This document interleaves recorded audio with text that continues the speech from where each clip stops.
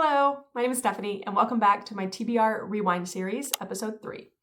Book on today's list is A Walk Around the Block by Spike Carlson. So let me read you an excerpt. A simple walk around the block set journalist Spike Carlson off to investigate everything he could about everything we take for granted in our normal life, from manhole covers and recycling bins to bike lanes and stoplights. In this celebration of the seemingly mundane, Carlson opens our eyes to the engineering marvels, human stories, and natural wonders right outside our front door. So this is obviously a nonfiction, just about the little things that you see in your neighborhood every day. I am a lover of learning, so I think this will be interesting to see what little tidbits of information I can learn. So let's get going.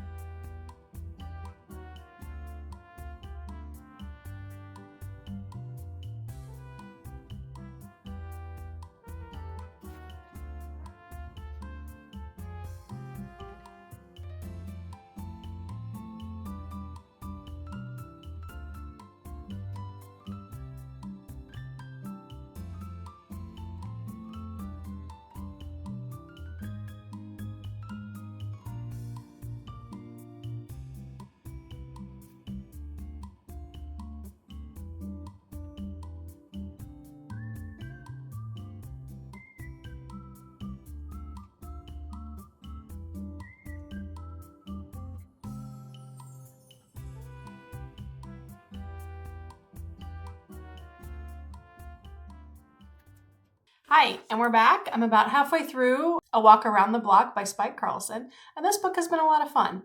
I am through the first 3 parts, which are incoming, outgoing, and surfaces. So we've learned about the death of the front porch, electricity, water, mail, telephone wires, recycling, sewers, trash, roadkill, bike lanes, asphalt, alleys, concrete, parking, walking, and the block community. Just a fun little book if you're looking for some things to learn. Each section, each little vignette is maybe 10 pages or a little bit more, but it's nice. So he does a narrative, and then there's also some little tips about what you should recycle and versus throw away, composting, things like that. I do think I'm actually going to get into some composting. I don't have that much organic waste on the day-to-day basis, but my city does have a company, or I guess there's a nonprofit that provides you with a compounding bucket, and I think you just purchase the bags and they'll come pick it up every week. So I'm going to look into that. So whatever little organic waste that can at least go somewhere good. I would compost it myself, but I don't have anywhere to put the compost when it's done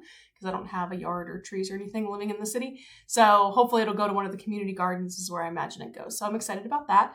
Also, we do recycle. It's single stream, and that's mostly what he talks about here. But I learned some little tips about what can make the single stream process more challenging as it already is. So food is not a contaminant, that you should wash your items as much as you can. But paper can be. So not newspapers, but like shredded paper. So not to include that. So yeah, I'm learning some nice tidbits for hopefully a healthier world that we're all working towards. And I'll be back when I'm finished to give my full review. And we're back, and I have finished A Walk Around the Block by Spike Carlson. This was a cute book. I ended up giving it 5 stars, mostly for the learning. So in my star rating, if I learn something or the book makes me think about something differently, changes my perspective, then I'm down for 5 stars. My favorites were probably recycling, pigeons, and there was also a section about squirrels, which I found really interesting, and that the squirrel that you see in your neighborhood probably is the same squirrel every time, assuming it lives long enough. So I thought that was fantastic.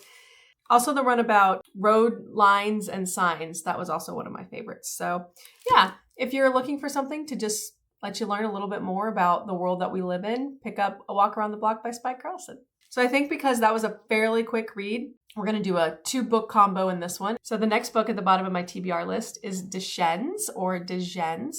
This is a German book by Fatma Ademir, and let me read you a little bit about it. After laboring in Germany for 30 years, Hussein uses his hard-earned savings to purchase a sunny and spacious flat in Istanbul, envisioning the joys of retirement in his home country with his wife Amin by his side. But in a cruel twist of fate, he dies of a heart attack on the day he moves in. As Hussein's children and wife travel to Turkey for his funeral, the novel explores their lives. A teenage son struggling to embrace his sexuality, a college-educated daughter desperate to align conflicting facets of her identity, a firstborn son radicalized and profiled all his life, and a lonely daughter left behind in rural Turkey who dreams of recapturing her family's love, and a mother unable to break free from the cycles of violence that have defined her. So I do love a family saga tale, so I'm excited about this one. It has a lot of really high praise. So let's go ahead and get into Dschinns.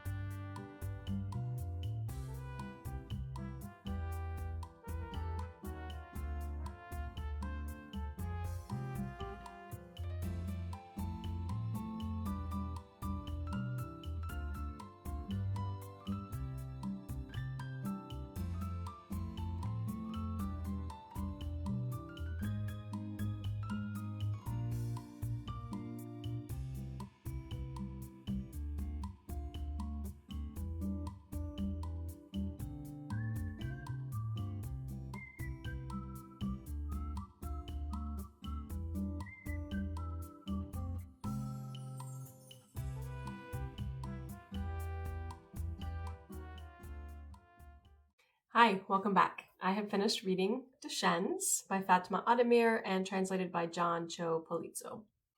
I wouldn't say I enjoyed it in terms of that the story is challenging and it's hard, but if you like a story about a family, about the messiness of family, about raw emotions and conflict and appropriate confrontation, maybe inappropriate confrontation, then you would probably like this book. It's very well written in terms of all of those things and really showing how this family comes together and breaks apart around a single event. The thing I liked most about it was how it was arranged.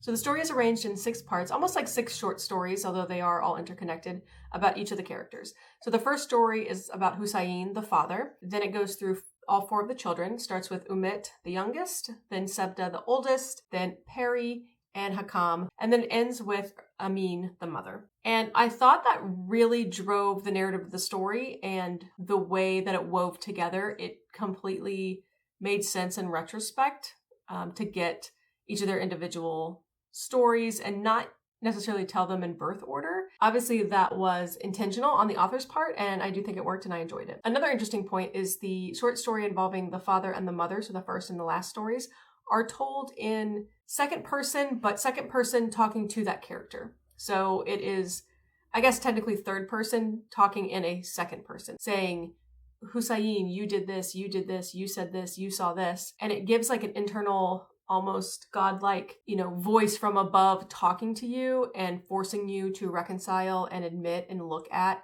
the things that you are avoiding and not confronting. I thought it was very effective and very deep in the meaning it was trying to portray.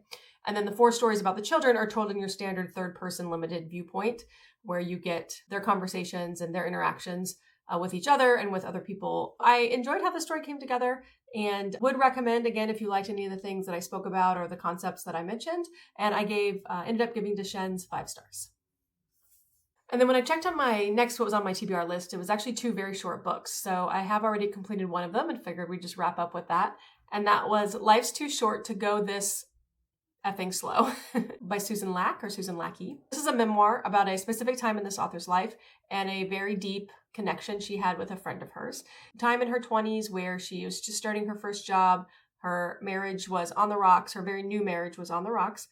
And she had moved to Arizona from Wisconsin to start a teaching job. And her department head came by one day and started talking about things and what he was doing. And he was going swimming every day at lunch. And she was a smoker, did not exercise, not into any of that. And it talks about her journey in meeting and connecting with her department head, Carlos, who eventually becomes a very dear friend, and her journey into triathlons. I have done triathlons, so I absolutely get that aspect of it. The thing I didn't like about these 2 characters' interaction was simply that Carlos sort of went into a harsh motivation is what I would say. So more of a negative reinforcement where you can do better than that sucked, et cetera, et cetera. That is not something that I can identify with. I hate that form of motivation. So I'm definitely a positive motivation person. So the first half of this book was more about that and her intro to training. And I didn't love those sorts of interactions.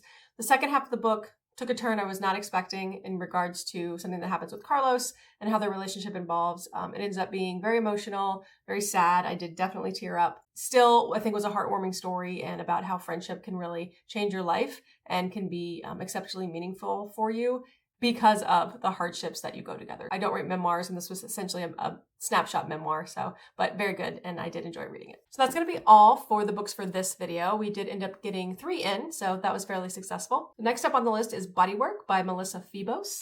This is a book about the radical power of personal narrative. In a bold mix of memoir and masterclass, Melissa Febos tackles the emotional, psychological, and physical work of writing intimately while offering an utterly fresh examination of the storyteller's life and the questions that run through it. Following her own personal path from aspiring writer to acclaimed author and writing professor via addiction and recovery, sex work, and academia, Melissa Febos has created a captivating guide to the writing life and a brilliantly unusual exploration of subjectivity, privacy, and the power of divulgence.